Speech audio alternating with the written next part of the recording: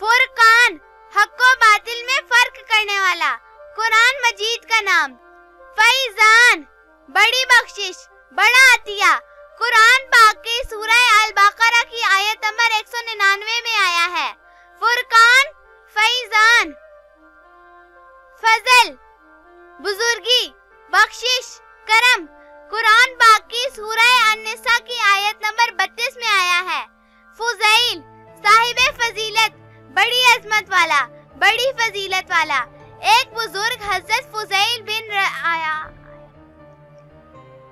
फजल, बुजुर्गी, बख्शिश, करम, कुरान पाक की सूरह अन-निसा की आयत नंबर 32 में आया है।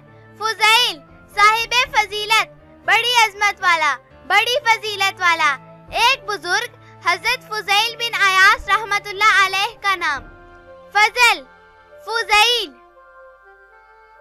फहद, शेर, बहादुर, जर्री, बेखौफ, फहमीद, अक्लमंद, समझदार, दानिशमंद। फहद, फहमीद।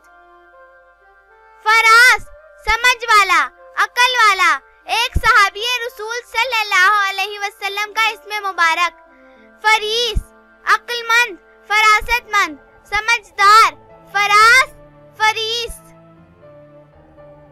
फवाद, दिल, कल्ब, कुरान पाक की सूरह अन-नज्म की आयत नंबर 11 में आया है। फैयाद, शेर, बहादुर, दलेर, नडर,